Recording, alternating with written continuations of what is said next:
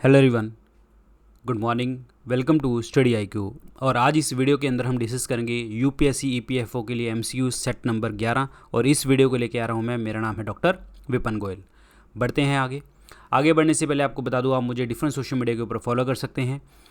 जो Telegram channel है, यहाँ पे आपको सारे लेक्चर्स, सारे वीडियो लेक्चर्स, पीडीएफ वगैरह सब कुछ यहाँ पे सेंड किया जाता है। और आप मुझे इंस्टाग्राम और फेसबुक के ऊपर भी फॉलो कर सकते हैं। मेरे दो पेड कोर्सेज आते हैं। The one is the 10,000 MCQ course, दूसरा हमारा जीएस कोर्स।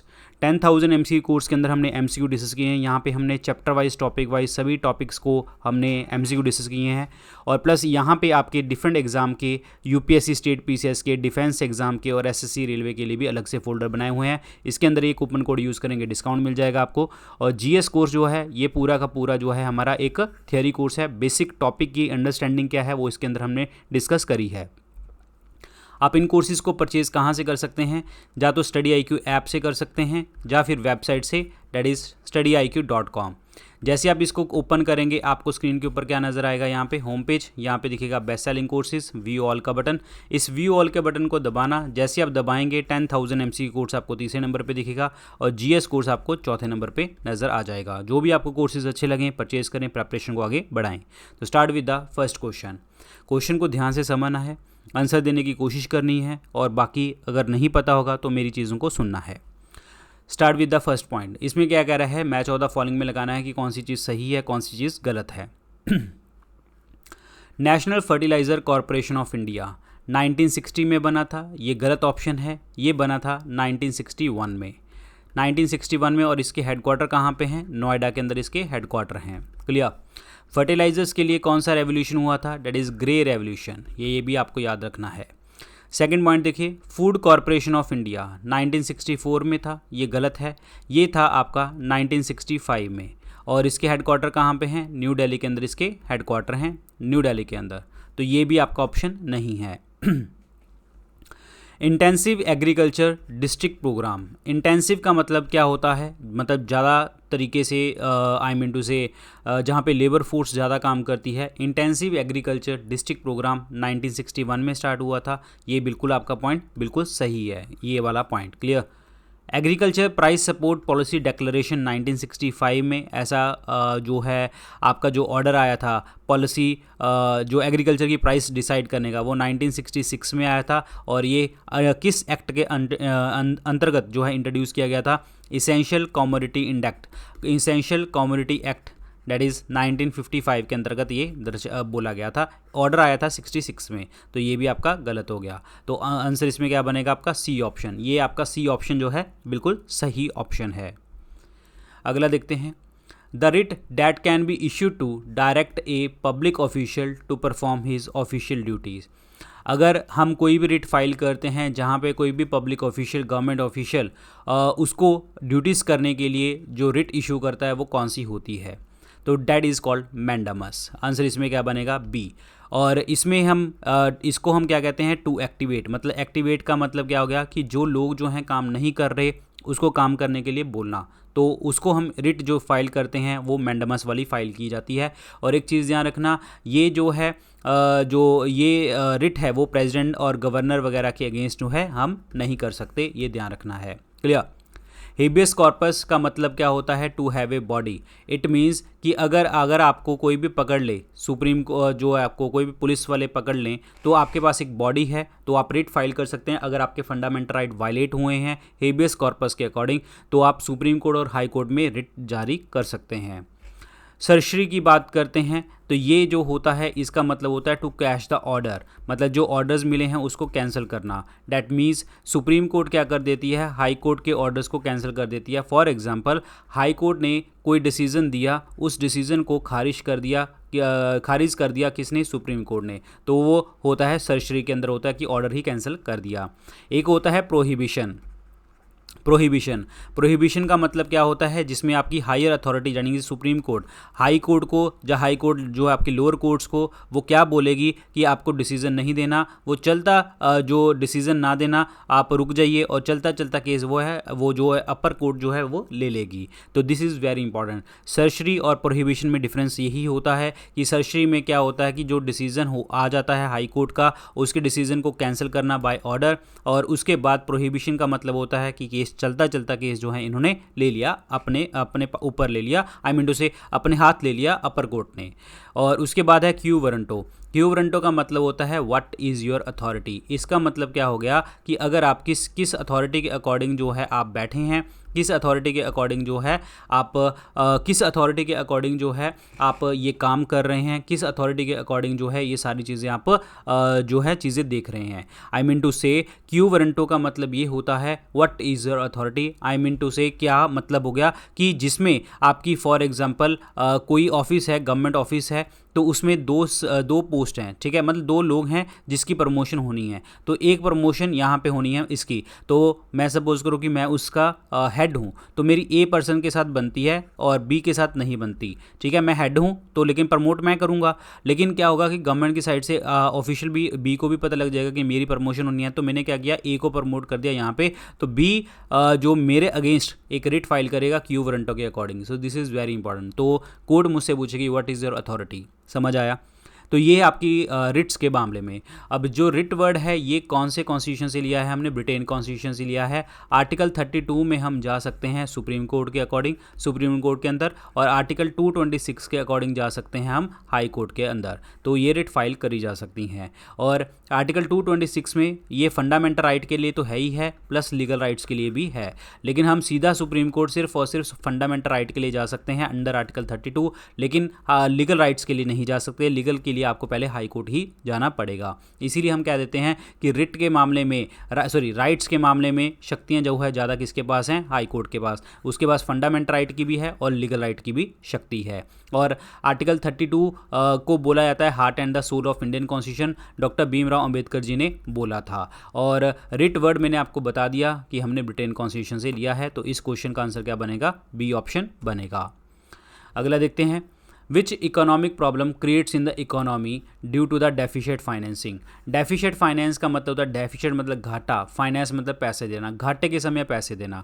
अब घाटा किसको पड़ेगा, ऑब्वियसली बात है गवर्नमेंट ऑफ इंडिया को घाटा पड़ेगा, तो इनको पैसा कौन देगा, आरबी देगा। आरबी क्या करेगा, इनके लिए न्यू जो नोट है वो छाप देगा। जब न्यू नोट छापेंगे तो मार्केट में पैसा जाएगा, गवर्नमेंट के पैसा गया, गवर्नमेंट में मार्केट में पैसा जाएगा, मार्केट में पैसा लगेगा, और उसके बाद जो है इन्फ्लेशन देखने को आपको मिलेगा।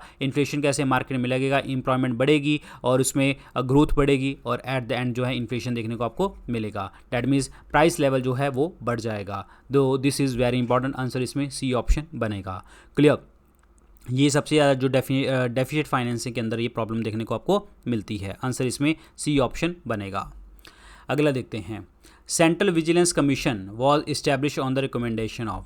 देखिए विजिलेंस कमीशन का मतलब क्या होता है, विजिलेंस वर्ड का मतलब ही क्या होता है कि जो आप एडमिनिस्ट्रेटिव काम कर रहे हैं और उसको प्रॉपर तरीके से, एफिशिएंट तरीके से आप करें, इफेक्टिवनेस जो है आप बढ़ाएं एम्प्लॉयज़ की, और ऑर्गेनाइजेशन के अंदर जो भी वेस्ट लॉस वगैरह हो रहा है उसको आप कम करें। और ये सेंट्रल विजिलेंस कमीशन भी इसीलिए स्थापित किया गया था ताकि आप जो है देश के अंदर करप्शंस को जो है कम करें। और ये 1964 में जो है स्थापित किया गया था on the recommendation of the committee on prevention of corruption.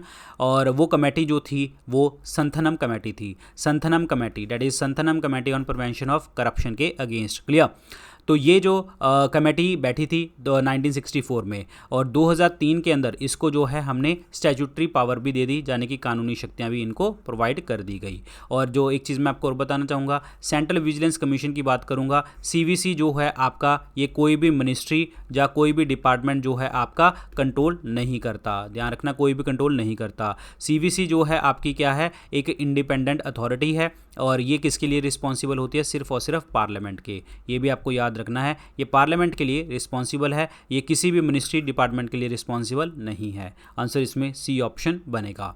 अब यहाँ पे NDC लिखा हुआ है, नेशनल डेवलपमेंट काउंसिल। पहले क्या होता था, प्लानिंग कमीशन प्लान बनाता था और प्लान को फाइनल कौन करता था, NDC करता था। NDC 1952 में बना था। ध्यान रखिए, आंसर इसमें सी ऑप्शन बनेगा। अगला देखो, social forestry programme was launch in which 5 year plan. Social forestry का मतलब क्या होता है?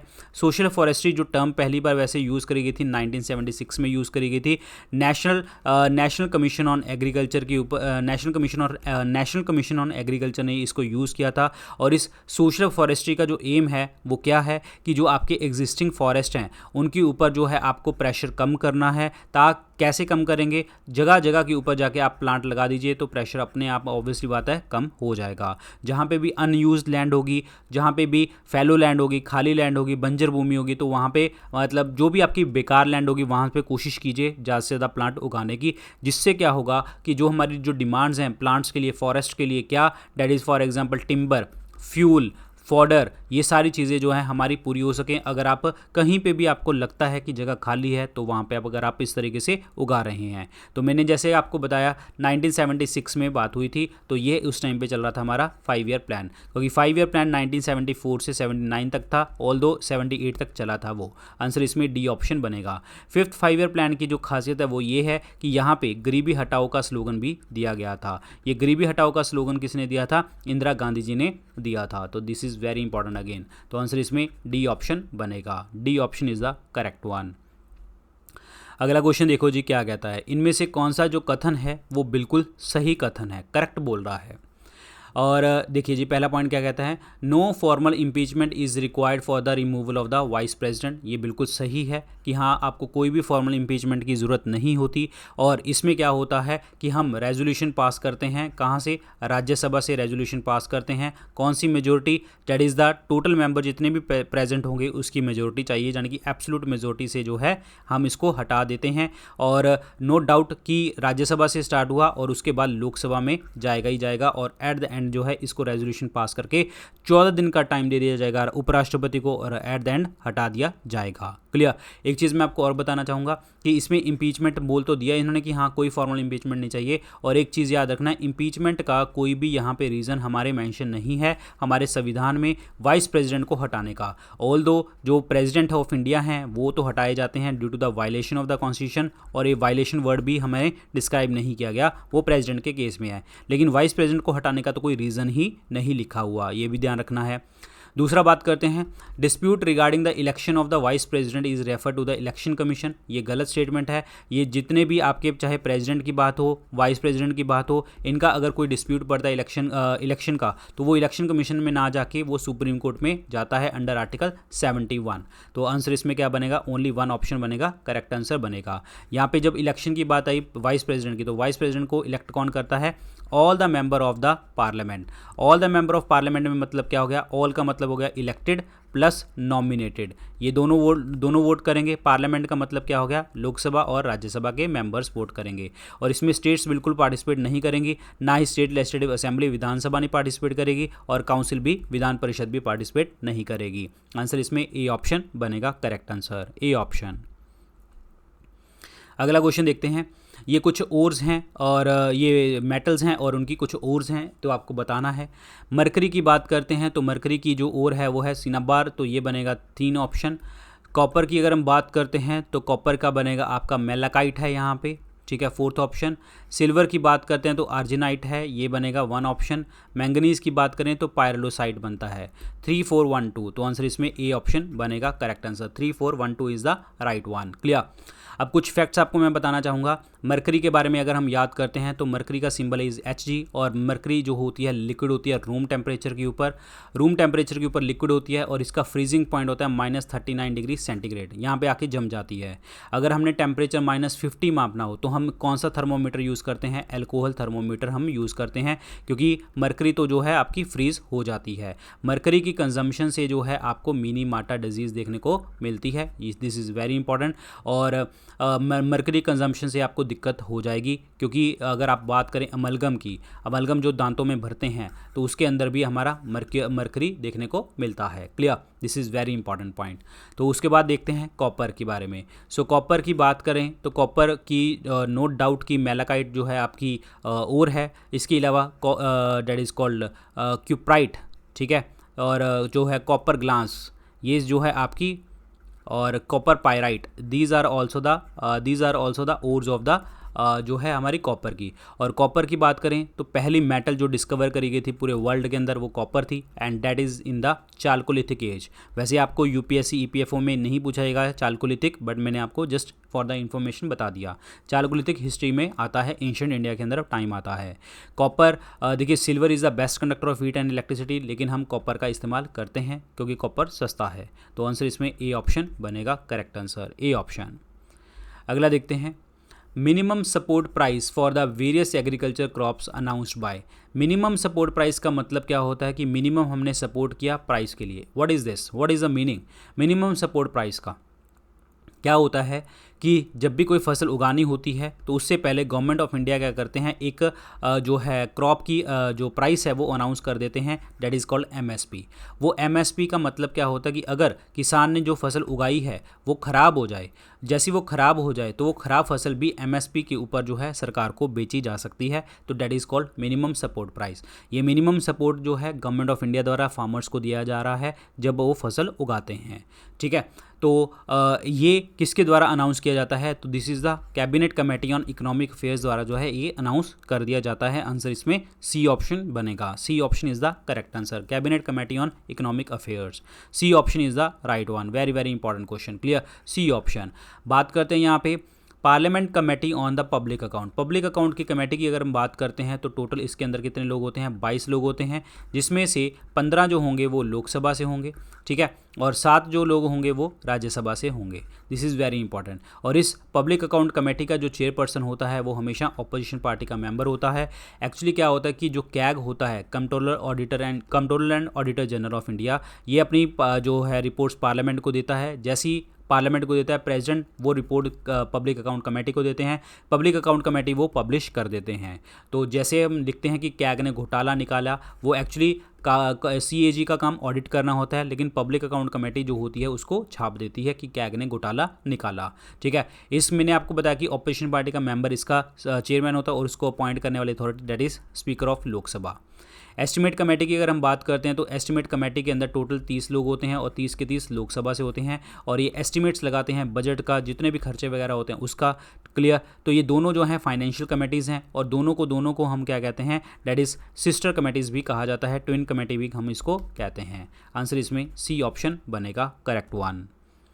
स्टैगफ्लेशन वर्ड का मतलब क्या होता है? मैं हमेशा इसको जब भी आपको पढ़ाता हूँ तो हमेशा याद करवाता हूँ इसको तोड़ने के लिए।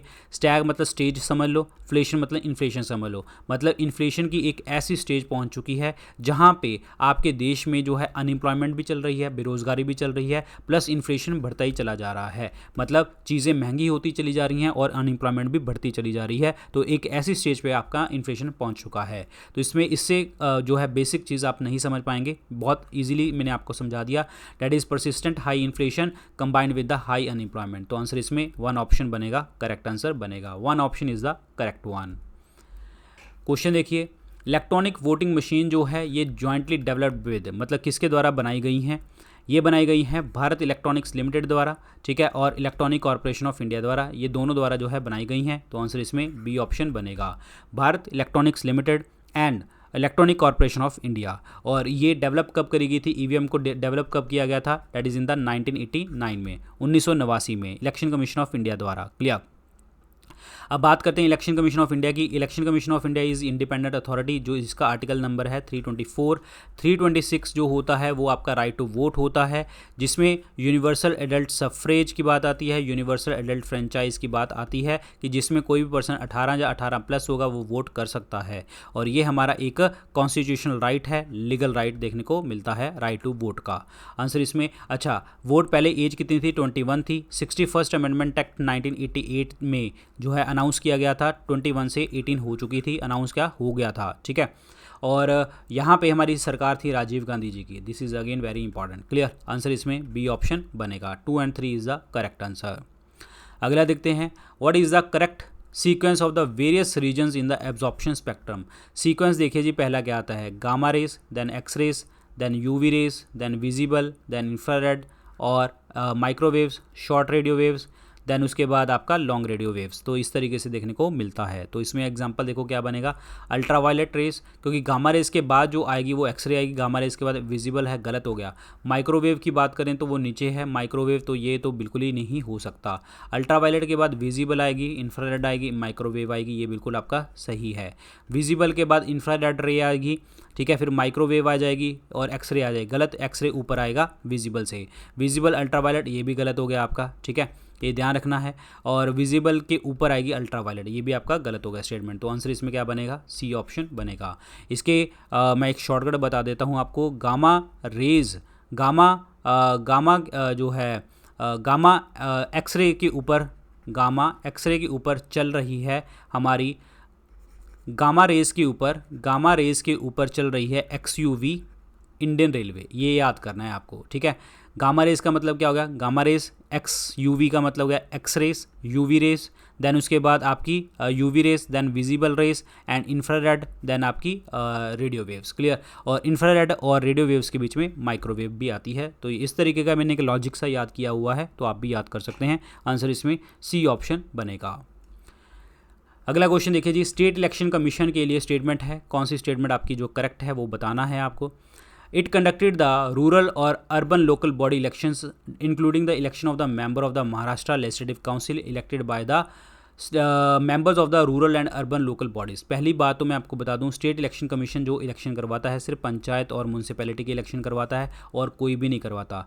ये जितने भी काउंसिल की बात आती है, स्टेट लेजिस्लेटिव असेंबली की, स्टेट लेजिस्लेटिव काउंसिल की, विधानसभा की, विधान परिषद की जिसे हम कहते हैं, प्रेसिडेंट की, वाइस प्रेसिडेंट की, क्लियर, जितने भी इलेक्शंस होते हैं ये सारे के सारे जो एमएलए वगैरह के सब के इलेक्शंस जो करवाता है, लोकसभा, राज्यसभा, ये सारे इलेक्शन जो करवाते हैं वो आपका इलेक्शन कमीशन ऑफ इंडिया करवाता है। तो यहाँ पे काउंसिल की बात आई थी, तो काउंसिल का मतलब क्या होगा, इलेक्शन कमीशन ऑफ इंडिया करवाएगा। ये स्टेटमेंट आपका गलत हो गया। State election commission can not be removed by the governor, तो अपॉइंटेड बाय हिम, ये बिल्कुल सही ऑप्शन है, ये इनके द्वारा रिमूव नहीं किया जा सकता। आंसर इसमें बी ऑप्शन क्या बनेगा, आपका करेक्ट आंसर बन जाएगा। B option is the right one.